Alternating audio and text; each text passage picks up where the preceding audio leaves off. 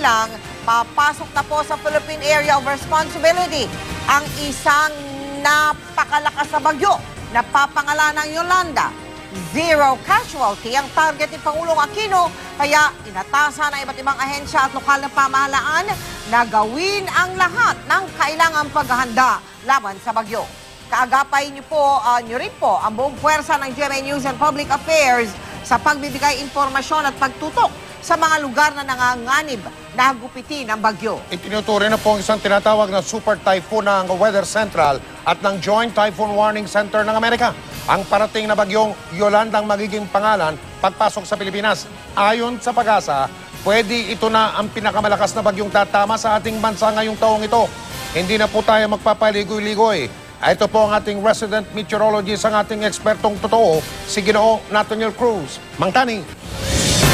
Mel, Mike, lalo pang lumakas ang bagyong ating binabantayan sa labas ng Philippine Area of Responsibility, ang Typhoon Haiyan. At base sa datos ng Weather Central, isa na nga itong super typhoon. Pero dahil walang super typhoon category ang Pag-asa, typhoon pa rin ang tawag nila rito. Huling namataan ng Pag-asa ang mata ng bagyo, 1,221 kilometers dyan sa may silangan ng Mindanao, at may lakas na ito ng hangin na nasa 175 kilometers per hour malapit sa gitna, at bugsong umaabot na ng 210 kilometers per hour. Kumikilos ito pakanluran, hilagang kanluran, mabilis ang kilos ito, 30 kilometers per hour. At base sa track ng Pag-asa, papasok ng Philippine Area of Responsibility o PAR ang bagyo bukas ng madaling araw, at sa Biyernes ito inaasahang maglalandfall o tatama sa kalupaan at posibleng daanan ng mata ng bagyo ang mga probinsya dyan sa Samar, Eastern Samar, dyan sa Samar, Masbate, Romblon, yung southern part ng Mindoro, at dyan sa may northern part ng Palawan bago lumabas ng West Philippine Sea. Magtani, bukod dyan sa mga lugar na yan, mararamdaman din bang epekto ng bagyong malakas na yan hanggang sa Metro Manila, Magtani? Mike, dito sa ating ipinapakita ngayon, ito yung inaasahang magiging track ng bagyo, itong linya na ito. Pero yung nakikita nating kulay puti, ito yung tinatawag nating area of uncertainty. Ibig sabihin, kung magkakaroon ng pagbabago doon sa forecast track, pwedeng itong mga lugar na ito ang maapektuhan, katulad ng rest of Bicol region, dito sa may Calabarzon, hanggang Metro Manila, posible, Mike, at dito sa ibang bahagi ng Central Luzon, rest of Mimaropa, at of course, yung nalalabing bahagi ng Visayas tulad dyan sa Cebu, Bohol, dyan sa Negros Island, at dyan sa may Panay Island. At yan ay base dito sa Cone of Uncertainty ng Weather Central. At sa mga lugar na yan, Mike, muli pong... Yes, Mike? Yung pinag-usapan natin kanina bago tayo mag-sign papawid, yung kulay gray na yan, yung tinatawag na Cone of Uncertainty. Pakipaliwanag nga sa mga, kala ko kanina yan yung area ng ulan. Hindi pala. Pakipaliwanag lang po sa mga nanonood at nakikinig, Mang Tani.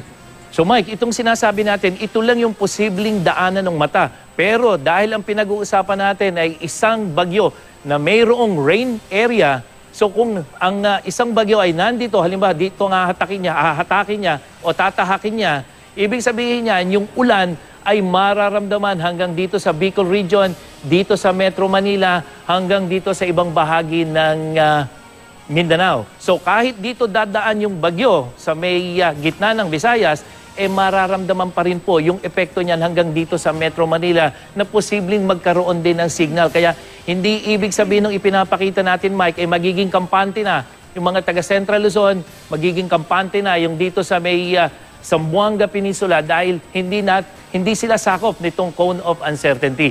So yung Cone of Uncertainty ay dito lamang posibleng dumaan yung mata ng bagyo dahil sa pabago-bagong direksyon nito. Pero halos isang sinasabi, Mike, na dito halos tatama yung sentro ng bagyo dito sa mga nakikita nating mga lugar, Eastern Visayas, northern part ng Panay, posible dyan sa Romblon, hanggang dito sa may southern part ng Mindoro bago lumabas ng West Philippine Sea. Wala na ba kahit konti ba lang posibilidad, Bang Tani, na yung bagyo na yan kumurba pataas yan sa mapa ninyo? At hindi na tumama pa sa ilang mga bahagi ng ating bansa, Bang Tani?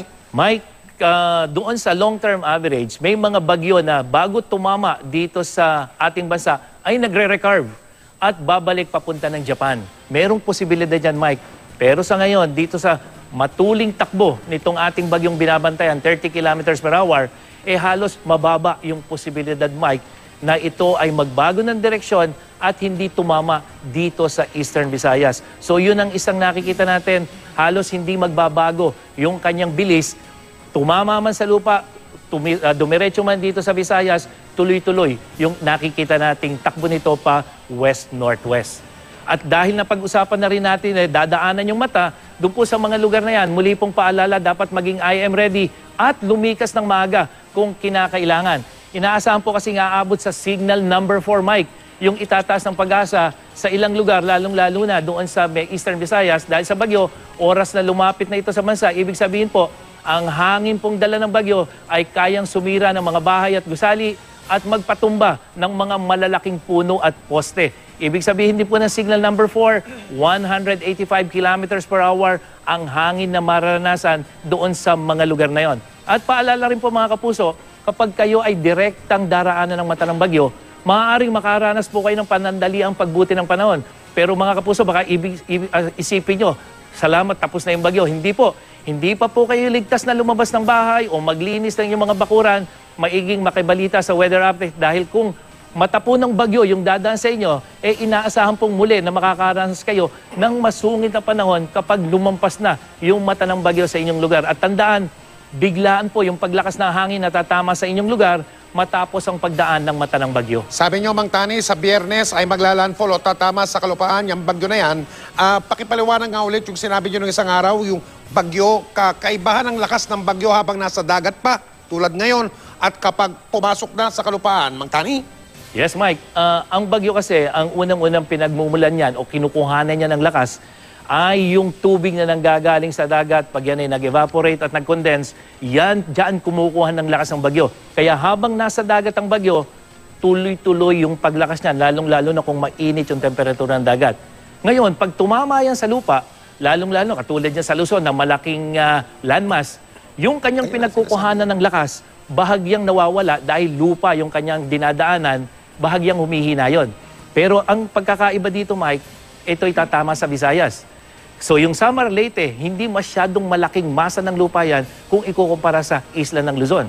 Kaya hindi masyadong maapektuhan yung lakas nitong tawagin na nating Yolanda dahil unang-una maliit yung landmass ng Samar at Leyte at wala sila nung tinatawag nating mountain range, hindi katulad niya sa Luzon, yung Sierra Madre Mountain Range. So napakalaking bagay, Mike, na meron tayong Sierra Madre dahil isa yung sa dahilan kung bakit humihina at kumisan ay nabubuwag yung bagyo. Kaya ito po ang isang inaasahan natin, patuloy yung lakas ng bagyo habang ito ay tumatawid diyan sa Visayas kung matutuloy araw ng Biyernes hanggang gabi po yan at posible pang hanggang madaling araw ng Sabado. Pero bukas, Mike, wala pa pong magiging epekto sa atin itong bagyong ating inaantabayanan. Hanging amihan pa rin ang nakakaapekto niyan sa Hilaga at gitnang bahagi ng Luzon. At base sa datos ng Weather Central, sa Luzon, maaliwalas pa po yung panahon lalo na dyan sa Hilaga at kanlurang bahagi nito at makakaranas naman ng hanggang katamtamang ulan ang silangang bahagi ng Luzon, particular na itong Bicol region. At dito sa Metro Manila po bukas, mababa pa yung tsansa ng pagulan. Sa umaga, 40 hanggang 30% sa hapon at pagdating ng gabi, mas bababa pa. At sa Visayas, hanggang sa katamtamang ulan ang mararanasan, lalong-lalo na dito sa may eastern section ito kung saan mas makulimlim at may mga pag-ulan na, yan pong Katarman, Catbalogan. At may inaasahan din katamtamang ulan dito sa hilagang bahagi ng Mindanao habang may mahihinang ulan naman dito sa ibang bahagi, lalo na dyan sa may Soc-Sargen hanggang dyan sa may Zamboanga Peninsula. At mga kapuso, kahit yung pumbagyo, wala pang epekto dito sa atin, may gale warning pa rin ang Pag-asa dito sa northern seaboard ng Northern Luzon at sa western seaboard naman ng buong Luzon. At inaasahang posibleng umabot po ng 4 na metro ang taas ng alon dyan. Kaya sa mga mangingisda at may malilit na sasakyang pandagat, iwasan po munang pumalaot dyan. Mike? Maraming salamat, Mang Tani.